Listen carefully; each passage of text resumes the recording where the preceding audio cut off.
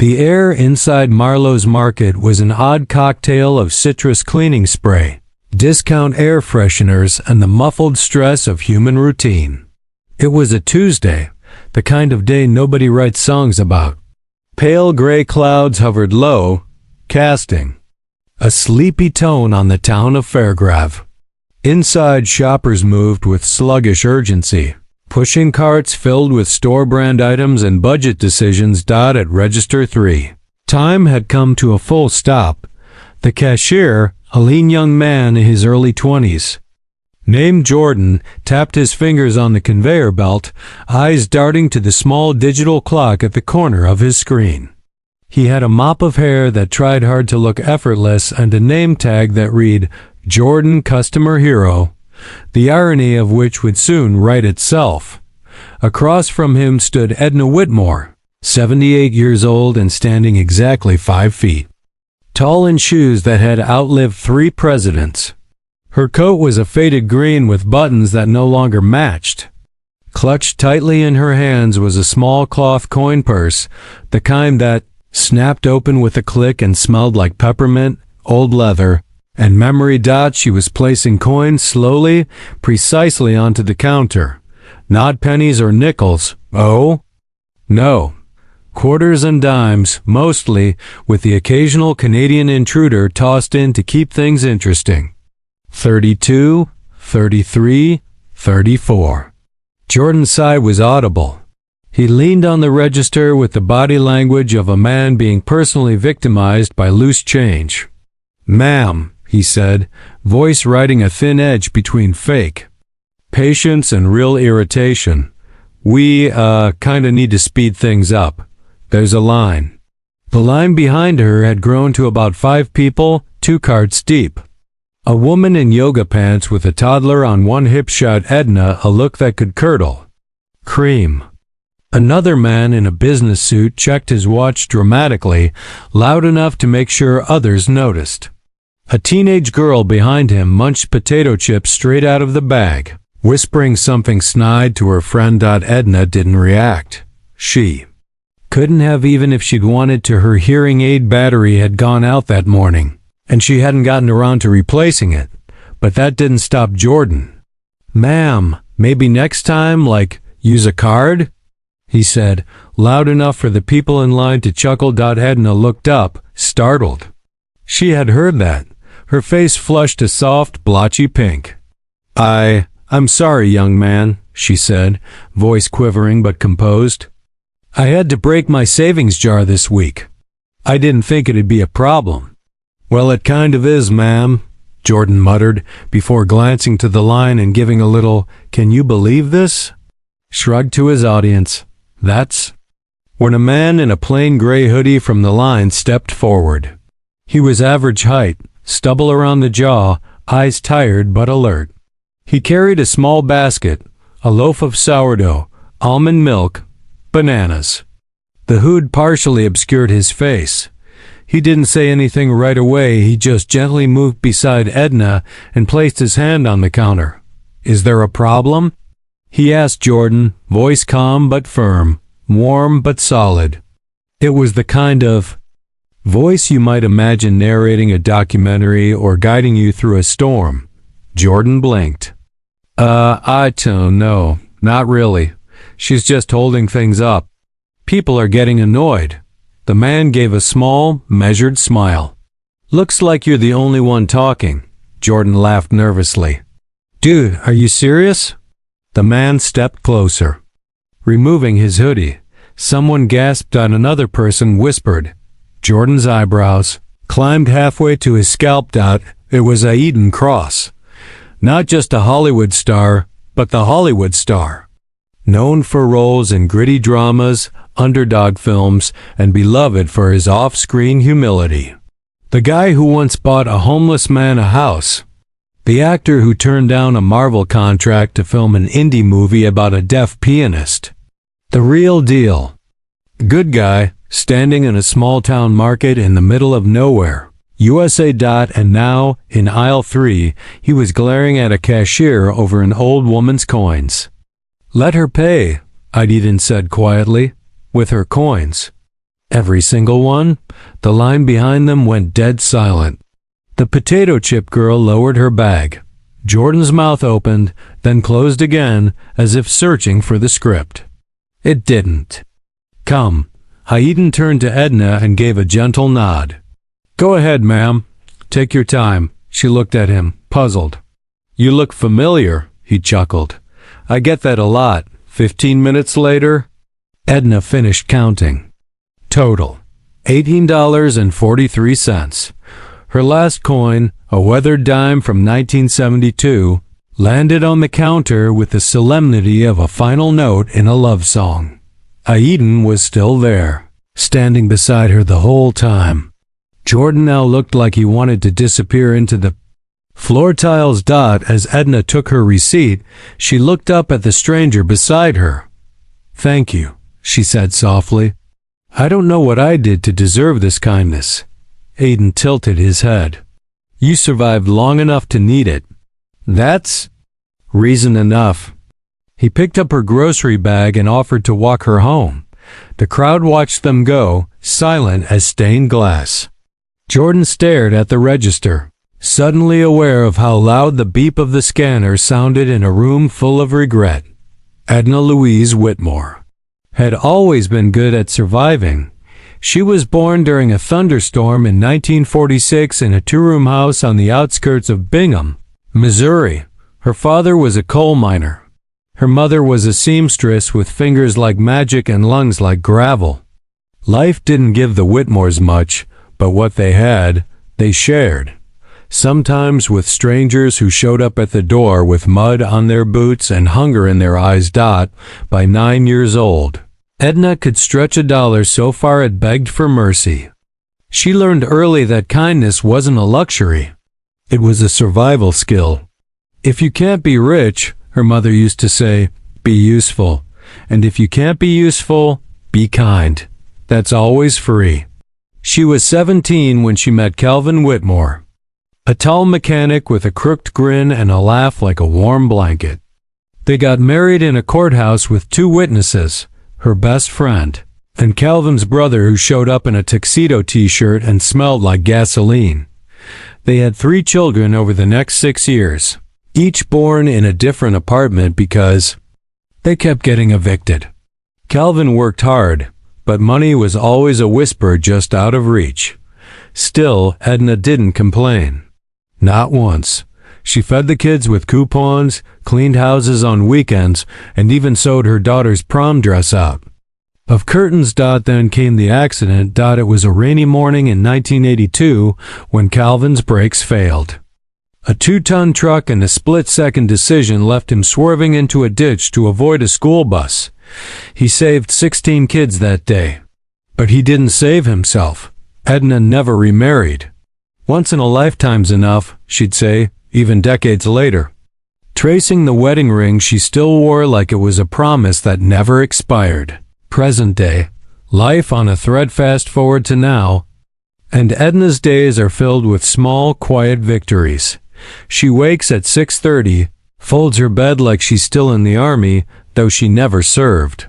She eats oatmeal with a banana half and the same chipped mug of instant coffee every day. The same mug Calvin gave her for their 5th anniversary. It says, "You're my favorite person to do nothing with." She lives on a fixed income, $817 in Social Security and $120 from a widow's pension. Rent alone is $600. That leaves $337 to stretch across food, electricity, medications, and more recently, cat food. Her rescue cat, Muffin, has a thyroid issue and extremely expensive taste. She doesn't like to ask for help. Not because she's proud, exactly. Just ... Tired of feeling like she's taking up space. Her coin jar started out as a way to collect change for bingo nights. Now, it's her food budget. A Deedon Cross. The man in the hoodie across the city. In a loft that could easily appear on a millionaire architect's vision board, Aiden Cross watched the story unfold on his phone screen for the 6th time. Someone had recorded him stepping up for Edna. It was going viral. His face, partially obscured by the hoodie, was now splashed across Twitter, TikTok, Instagram, and one particularly enthusiastic fan's refrigerator. Aiden didn't care about the fame. Fame was a coat he wore only when it rained out. What he cared about was her. He kept replaying her face, how startled she looked when the cashier raised his voice, how she flinched, just slightly, when the world turned impatient. He'd seen that expression before. His mother used to wear it all the time. Aiden's backstory. Behind the camera smile long before he was Aiden Cross. Hollywood's favorite brooding heartthrob, he was Eli Brenner, the son of a single mother in Nebraska. His mom worked double shifts at a diner and triple shifts at being everyone else's rock. She was always smiling, but Aiden, even at 10, could see the cracks. She used coins too, for gas, for bread, for laundry. One day she spent her entire savings, $87.50 in coins, to buy him a used violin from a pawn shop. "I want you to have something beautiful," she'd said. He played that violin every day until his fingers bled. He got a scholarship, then a commercial, then a role in an indie film. Then came the fame, but the cost of that rise was heavy. His mom passed away during his first film, tour heart failure, the kind that builds slowly and explodes quickly. He wasn't there. He was doing a press junket in Cannes. The guilt was a second. Heartbeat in his chest. So he started doing good things. Not for headlines, for her. He helped people. Quietly. He donated to shelters, sat with veterans, volunteered under fake names. He gave away coats in winter, paid off strangers' medical bills, and once rebuilt an entire foster home under a pseudonym. But no moment had hit him like this one. Not until Edna, because she didn't remind him of his mother. She reminded him of what people had forgotten. Walking Edna home, Aiden adjusted the paper bag of groceries in his arms as Edna shuffled beside him. The late afternoon sun painted the sidewalk with long golden streaks. The air was warm, thick with the scent of barbecues and blooming things trying their best. "You didn't have to do that," she said, quietly. "I know," he replied. They walked in silence for a block. "You one of them movie fellas?" she asked suddenly. Aiden grinned, something like that. "You look like the guy my niece swoons over. She calls him emotionally available John Wick." He laughed, a real belly-deep laugh. It felt like exhaling a balloon he hadn't realized was inside him. "I'll take that as a compliment." They reached her building, an aging 4-story apartment with peeling paint and an elevator that was more spiritual concept than Altington. Functioning machinery. He offered to carry the groceries to her door. She let him. Inside her apartment, the decor was humble. A crocheted blanket over the couch. Pictures of grandkids. A wall clock that ticked like it owed someone money. "Would you like some tea?" she asked, already moving toward the kettle. Hesitated. He had an agent calling, a shoot in 3 days, a meeting with a director who wanted him to play a pirate or a psychic or maybe both. "Yeah," he said. "I'd love that." A cup of humanity. They sat in her kitchen, sipping tea from mismatched mugs. Muffin the cat watched from the windowsill with aristocratic suspicion. "My Calvin used to say," Edna began, "when the world's heavy, put your hands to work. You'll carry it better that way." I never knew what he meant till he was gone. "He sounds like a smart man," Aiden said. She nodded. "Smart, kind, and absolutely hopeless at laundry." They laughed again, and something passed between them. Not romance, not pity. Just a shared humanity that doesn't need explaining. Aiden left with something more valuable than a story. He left with purpose. Meanwhile, online. While Edna made tea and Aiden left through the back alley to avoid attention, the internet had already exploded. Hashtags trended. Hashtag coinwoman, hashtag Aidencross is my hero, hashtag every coin counts opinion pieces popped up. Talk shows reached out. One network wanted to do a heartfelt reenactment starring Aiden and Betty White's hologram. But Aiden said no. He didn't want a story about him. He wanted a story about her. He was about to make sure Edna Whitmore would never need to count coins again. The upload it all started with a chime. More specifically, the ding of a smartphone notification in the hands of a 19-year-old cashier in training named Margot, who had been working the express lane next to Jordan's register the day Edna counted her coins. Margot wasn't known for subtlety. She was, however, known for having a sixth sense for drama, a strong TikTok following, and a lightning-fast thumb. So when she saw Aidencross, the Aidencross, gently helping an old woman count coins while Jordan, her coworker, audibly rolled his eyes, she hit record. She didn't expect much from it.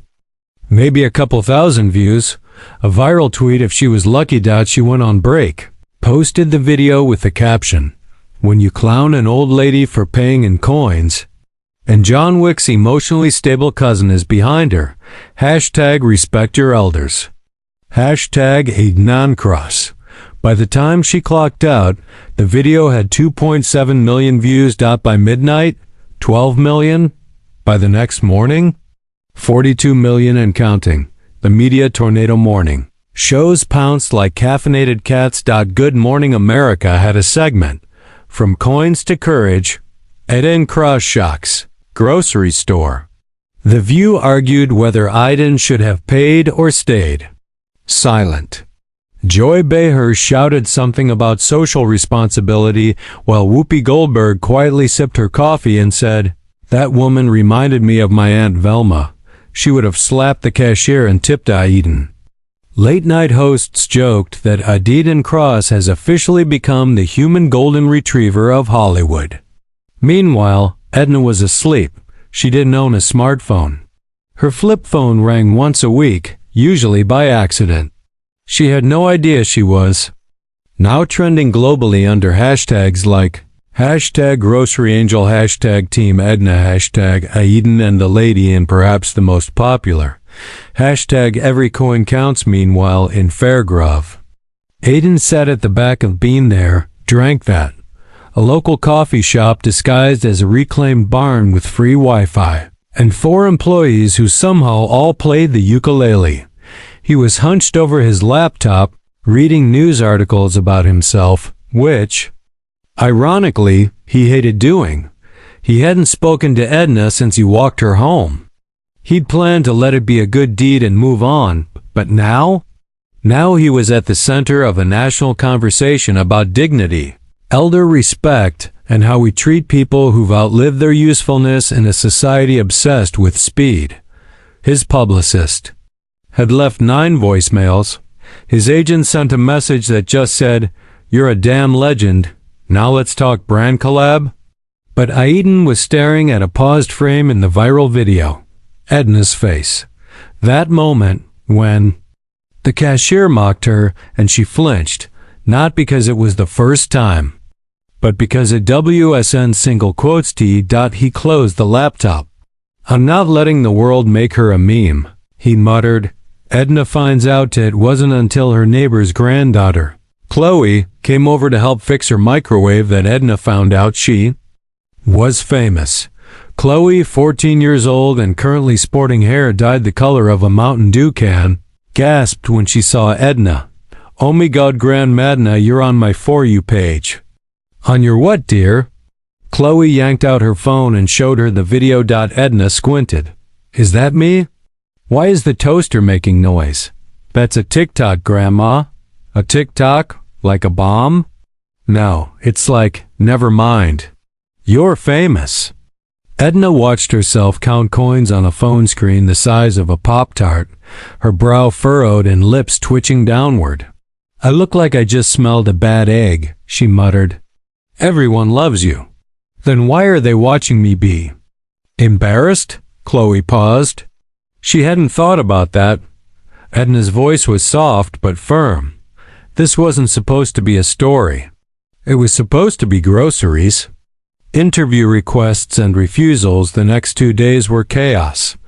The Fairgrove Gazette showed up at her door. Then a camera crew from Channel 9 News, which Edna turned away with a broom and a cookie. Then a producer from A Very Serious Morning Show called and asked if she'd like to retell the story from the perspective of victimhood. Edna responded by hanging up and muttering, "Victimhood, my foot. I just ran out of bills." She had no interest in being pitied, or pixelated. Adian reaches out 3 days after the video went viral. Edna's landline rang. She answered with her usual, "If you're selling something, I've already got one." "Hi, Edna. It's Aiden. Cross. The guy from the store?" Silence. Are you sure?" He laughed. "Pretty sure." "Well, this is a surprise. I figured you'd be on a yacht somewhere getting a manicure from a robot. Actually, I'm in Fairgrove, at your front door." Edna opened it. Sure enough, there he was. Hoodie, jeans, coffee in one hand, a box of cat treats in the other. Thought Muffin might forgive me if I bribed her. Muffin stared at him like he owed her rent.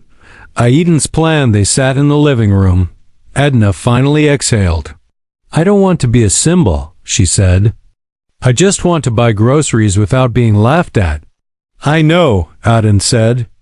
"And I want to make sure you never have to count coins in public again. You gonna ban coins?" Tempting. He smiled. "But I had a different idea. What if we use the attention for good? Define good. We start a program, something simple. Something that helps people like you. Not with pity, with dignity." Edna blinked. "I like dignity." "You should," Adidan said. "You wore it like armor that day." Every coin counts. Begins by the end of the week. Eden had set up a small initiative called Every Coin Counts, a micro-grant project where people could nominate seniors in their town for simple gifts. Groceries, bus passes, heating, bills, new shoes.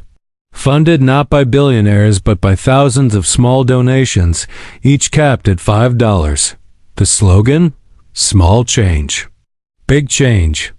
Edna insisted they add, "And no one gets filmed without their hair done."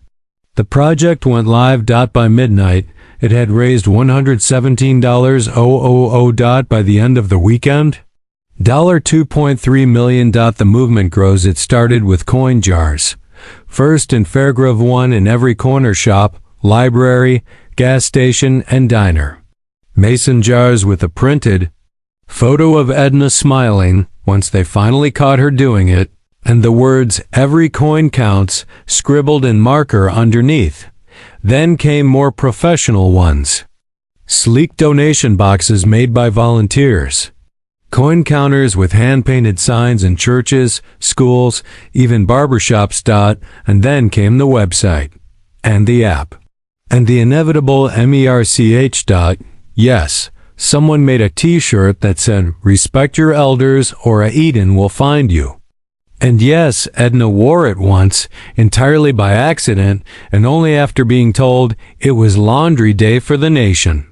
Donations poured in $3 here, $7 there. They added up faster than a rigged slot machine. Local food banks received full shelves. For the first time in years. Single mothers got electric bills paid off. Retirees living on ramen noodles suddenly had fresh produce. And Edna? She was just trying to keep her cat from sleeping in the new microwave someone anonymously sent her. But then came the comments. Where there's light, shadows lurk in the comments section. While the movement warmed hearts, a different fire was catching on social media. Cancel the cashier. Hashtag fire Jordan. Hashtag CoinGate. Grocery guy go home. Hashtag coin shame. One particular tweet said, "He mocked a senior. Let him work with seniors. Preferably in a nursing home, as a bedpan." Another, that cashier is the reason humanity needs a reset. The internet wanted blood, and by blood, It meant a 24-year-old making minimum wage and regretting his entire existence. Jordan's side of the story: Jordan hadn't left his apartment in 3 days. His phone had 42 missed calls, 180 text messages, and one very awkward voicemail from his grandma that said, "We still love you, even if Twitter doesn't." The store had put him on indefinite leave, which he knew was code for "you're toast, but we legally can't say it yet." And look, he wasn't proud of how he acted. He was a jerk that day. But what people didn't know was this: he'd been working back-to-back shifts for weeks. His dad had just been diagnosed with stage 4 cancer. He was broke, tired, scared, and clumsy with empathy. He wasn't a villain. He was just a person. But the internet didn't care. The world had turned a coin-counting incident into a crusade, and Jordan had been cast as the dragon, the unexpected. Call it was the 5th night of radio silence when Jordan's phone buzzed with a FaceTime request from a contact labeled, "I think this is the movie guy." He answered, regretfully, and there he was. Aiden Cross, hoodie up, sitting in what looked like a community center with kids painting behind him. "Jordan, right?" Aiden said, casually. Yeah. Am I being sued?" Aiden chuckled. "No. But I wanted to talk about how I suck?" "No, about how you're human." Jordan blinked. Aiden leaned forward. "You messed up. You know that. I know that. But that doesn't mean you deserve to be publicly crucified." Jordan looked down. "People hate me, man. Like, really hate me. And I didn't even see her at first. I was just exhausted." "So was she," Aiden said. "That's the whole point. The moment you feel like you can't give anyone grace is usually when they need it most." There was a long silence. "What do I do now?" Jordan asked quietly. Aiden scratched his beard.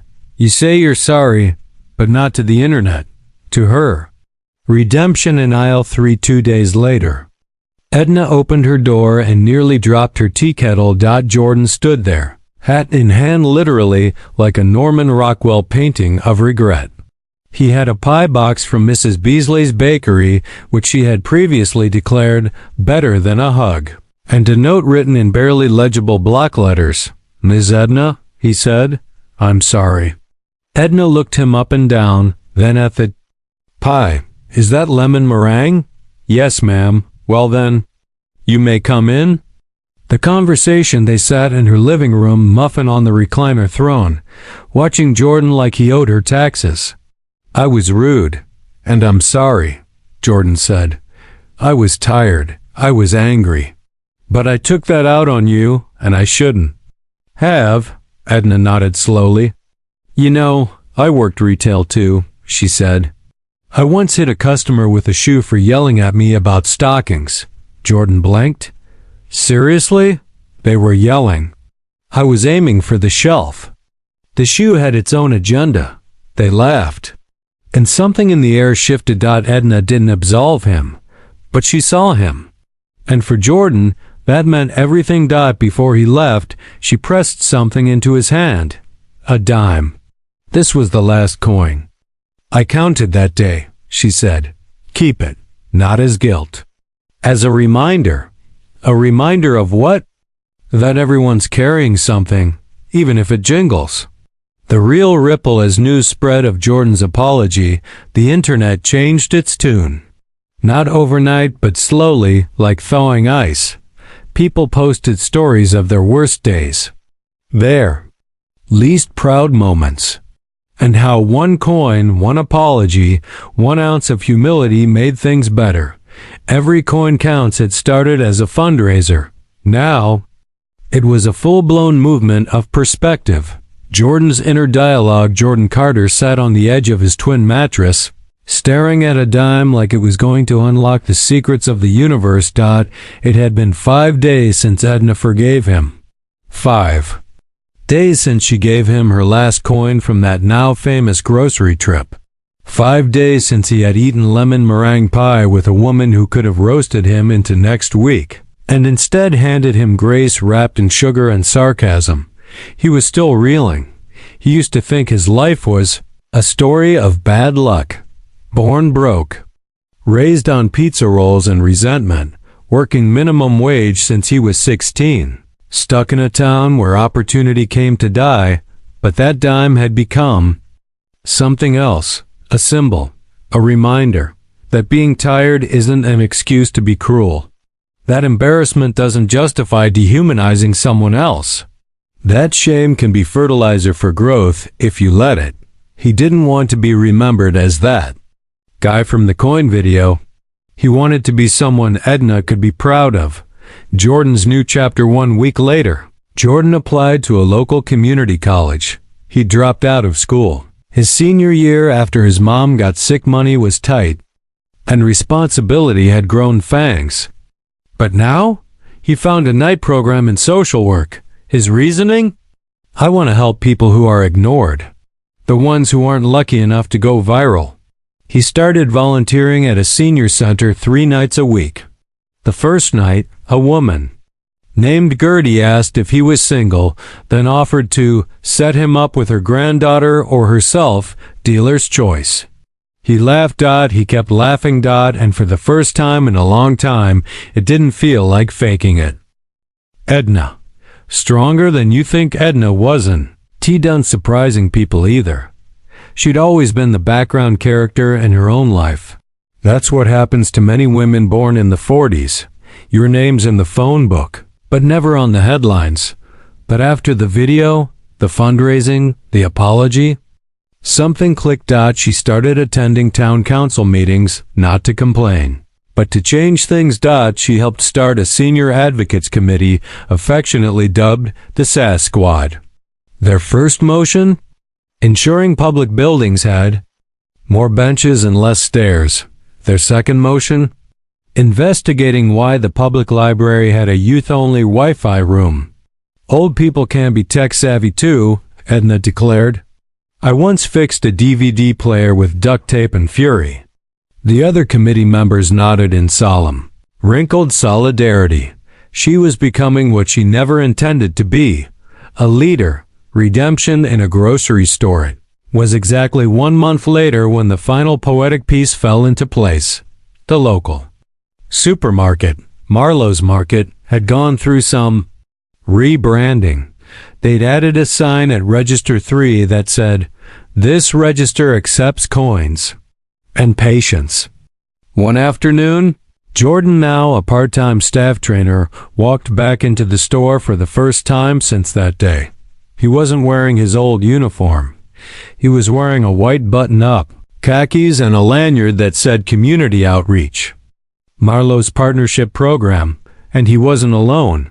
He had brought 4 seniors from the local center to shop for groceries using prepaid cards from the Every Coin Counts grant. A small gesture, but a massive shift. One woman named Doreen was thrilled to find out that kale was now a thing poor people also eat. As they reached Register 3, Jordan paused. The cashier working that day was Margot, the same teen who had filmed the original video. She looked up at him, a smile creeping onto her face. "Wow, full circle, huh?" "Redemption," he replied. Aisle 3. The Ripple. Continued. Stories like Edna's and Jordan's were now popping up everywhere. In Portland, a retired teacher got her leaky roof replaced by a team of volunteers from a local high school. In Newark, a barber gave free haircuts every Saturday to seniors in memory of his grandmother. In Austin, a 9-year-old boy started a Pennies for People drive and raised $8,000 in a month. The Every Coin Counts website started featuring weekly spotlights, ordinary folks doing extraordinary things with tiny gestures. The headline: 1 week, ex-cashier now senior champion, the Jordan Carter turnaround. The article ended with a quote from him: "We all have a Register 3 moment. It's what you do after it that defines you."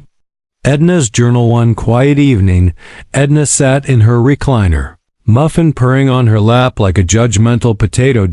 She opened a leather-bound journal Aiden had given her. On the first page, she wrote, "People think small things don't matter. But I've lived a whole life out of small things.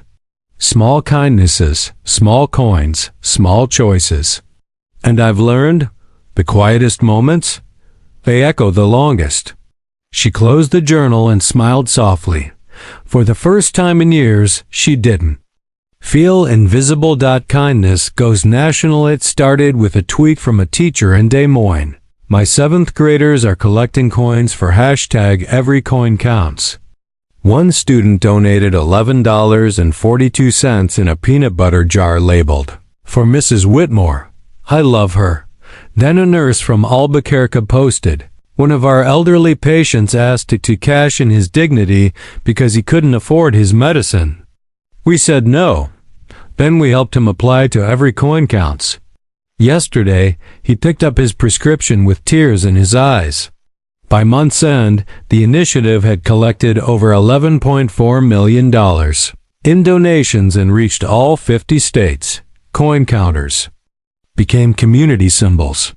People began calling them kindness kiosks. Everyone had a plaque in honor of Edna Whitmore, because dignity is not a luxury. Edna's reluctant fame. Edna had never been on a plane, but 2 weeks after the movement went national, she found herself sitting in first class next to a Dean Cross, sipping cranberry juice and muttering, "This seat has more buttons than my remote control." They were headed to Washington. DCTHE National Coalition on Aging was honoring her with a Lifetime Dignity Award. She thought it was silly. She said as much, repeatedly, to everyone. "I didn't cure anything," she said. "I just bought tuna fish with coins and got made fun of." "Yes," Aden said. "And then you forgave the guy and started a movement." Don't play humble. You're trending with grandmas in 4 countries. I don't want to trend. I want a nap. But despite herself, Edna was moved. When she stepped on stage wearing a navy dress someone had donated, her hair neatly curled, and a pearl necklace from a thrift store, she looked out at a crowd of hundreds. And they stood. Before she spoke a word, they stood. Edna's speech, she approached the podium, cleared her throat, and said, "I never meant to become anyone's." Headline: "Truth is, I was just trying to keep my fridge from sounding like an echo chamber. I've spent most of my life being quiet." That's not a complaint. I like quiet. But here's what I've learned. Quiet people have stories. Broke people have value.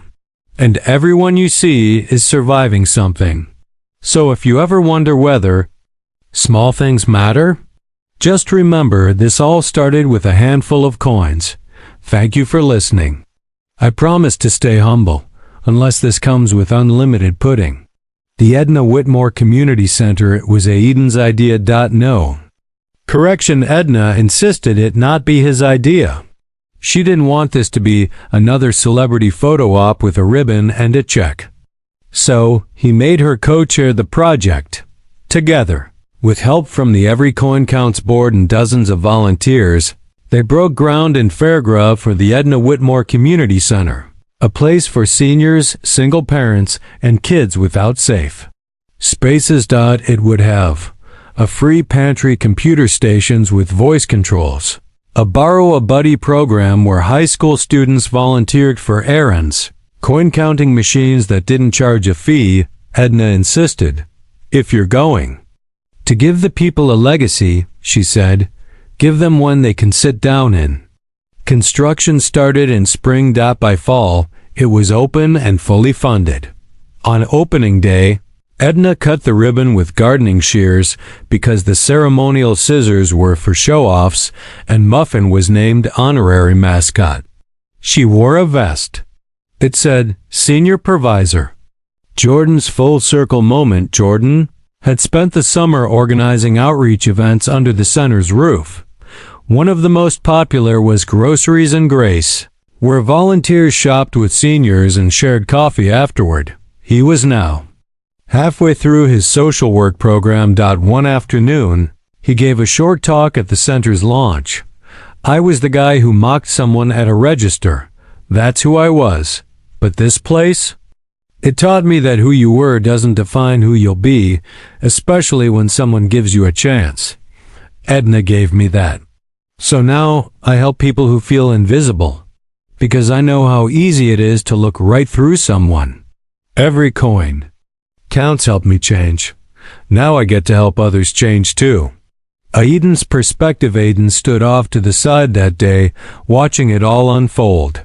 He didn't speak. Not publicly. Not that time. He just took it all in.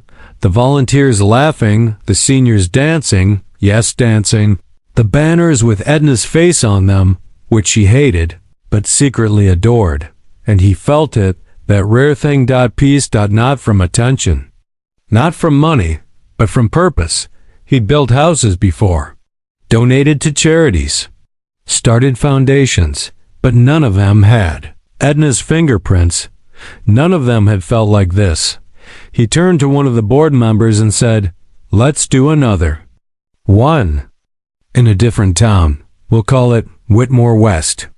Edna's letters. In the weeks that followed, Edna began receiving letters, handwritten, typed, sometimes scribbled on napkins, from strangers, from families, from people she never met and never would.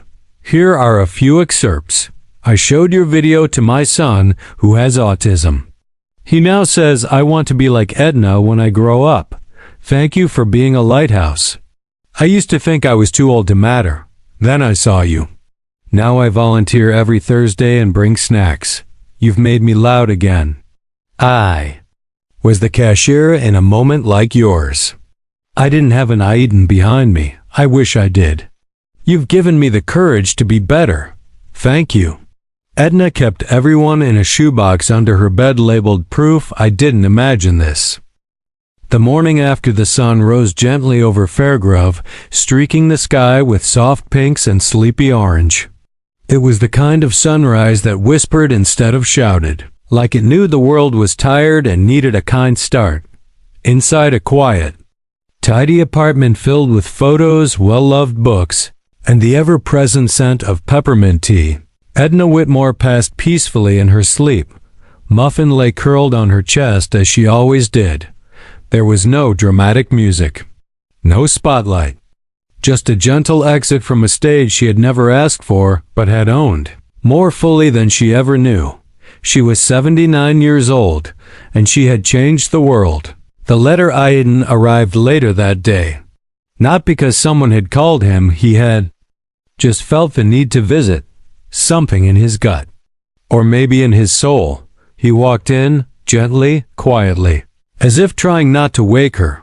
He knew the moment he stepped inside. On the kitchen table was a note with his name on it, folded in half, written in careful cursive. Aiden, because I figured you'd find this before the cat. Dear Aiden, if you're reading this, it means I've gone wherever Calvin is. Hopefully the weather's better and the coffee is stronger. I want to thank you for the groceries, the grace, the kindness, and for letting me matter. That's a gift few people ever receive in their lifetime, especially after the world decides you're past your prime. But you didn't let the world decide that. For me, you let me decide it. I'm not good with dramatic endings, so I'll just say this. You were never just the man in the hoodie. You were the man who listened, and that's rarer than a gold coin these days. So keep listening. To people, to moments, to the silence between the noise.